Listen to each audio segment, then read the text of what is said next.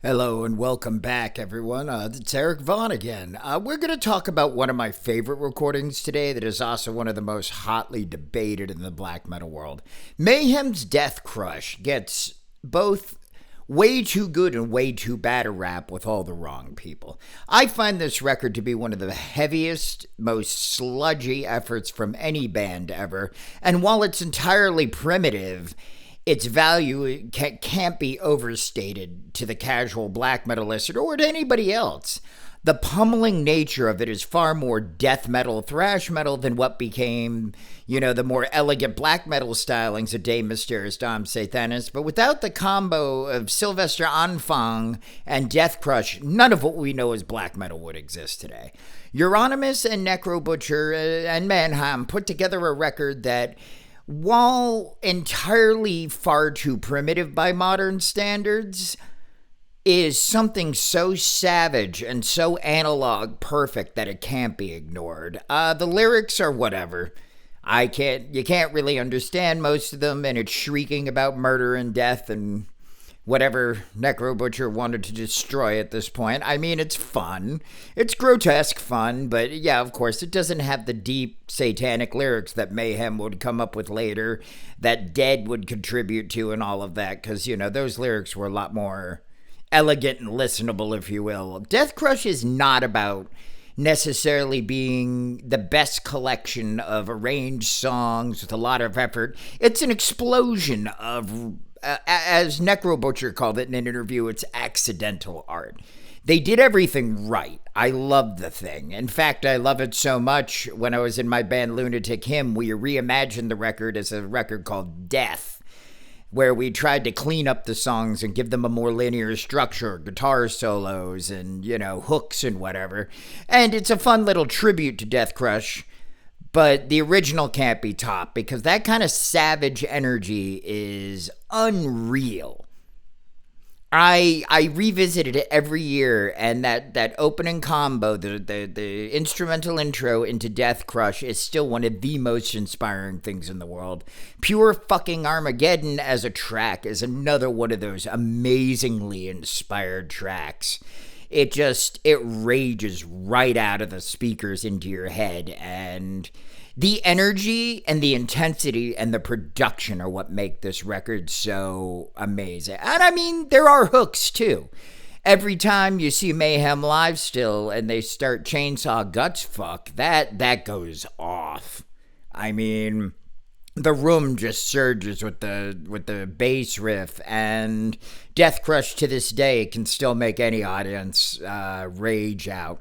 The record is one of those things that if you'd examine it objectively, it's extraordinarily flawed, rushed, and possibly quote-unquote unprofessional, but I think the album artwork, the rawness of it, the playing just being so savage is so important to what black metal became, and kind of kept black metal from becoming this pretentious Euro metal that sometimes black metal has decayed into. But Deathcrush really gave black metal a start where tooth and fang was more important than production and keyboards and heavy metal schmaltz. I mean, it's got elements of punk in it, but mostly thrash and death metal, but it actually supersedes both by a degree, because most death metal records are very expertly played. Most thrash metal records are very well organized, unless you're listening to early Sodom, another favorite of mine.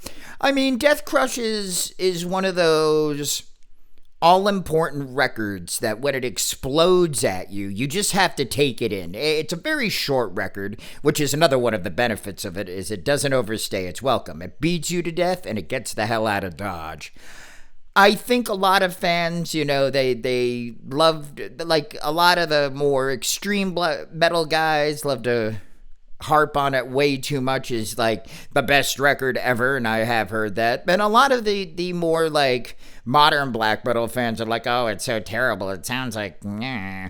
And you know what, nerds? Get over it. This thing beats anything that's coming out lately. I mean, Deathcrush from beginning to end is still a rush. I mean, it's simple, which I like. It's raw. I mean, the guitar tone and bass tone, the all of the production you can tell is analog, right in.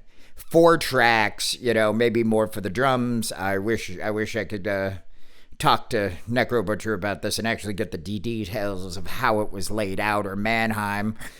But the production is as raw as it gets. You got guitar, you got bass, and you have drums. The drums actually sound pretty clean, which is another thing about this. It's got those big analog drums that are more 80s than 90s, which really carries it, gives it the weight that goes with the guitar tracks.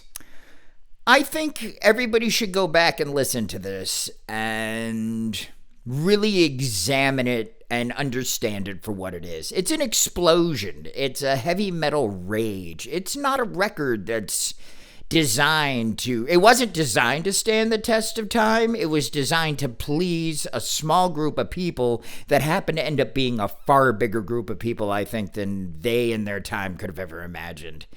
It's not a record that should be listened to with the ears of a musicologist. It's a record that should be listened to with the ears of, like, the angry youth.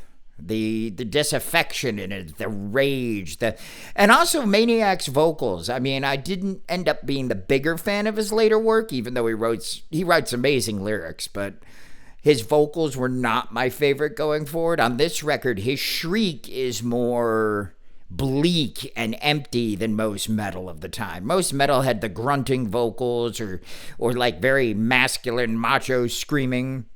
These vocals almost had a doom metal quality, which is where the black metal vocal style really started to, I think, evolve for a lot of people.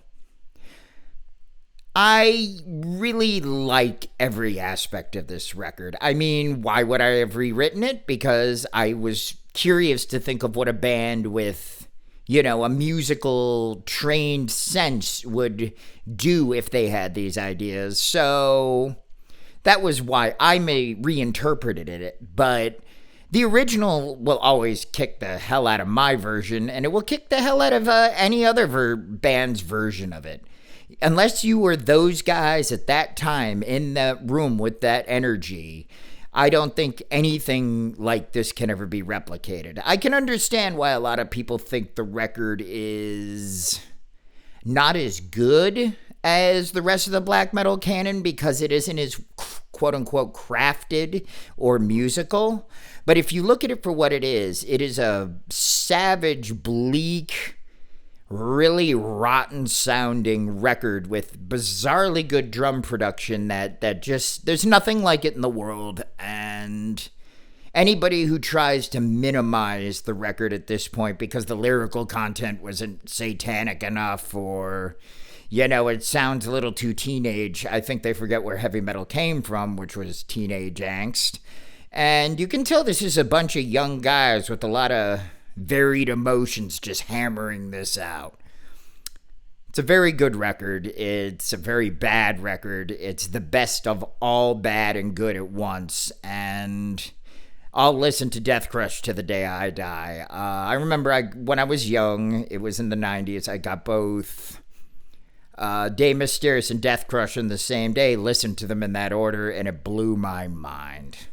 So I think when we go back and examine this, we should see Deathcrush for what it is. It's an explosion. It's not as much a record made as a record that happened. And it's a record I'm very thankful that it happened because it's inspired me for years and inspired millions of others, even some of those who would like to thumb their nose at it in their more technical years of production and playing. Yeah, I'll put a link to it in the description, and if you're new to this black metal thing, you can check it out, and for those who just want to go back, re-listen to it. And as always, thank you for listening, and I will catch you all next time.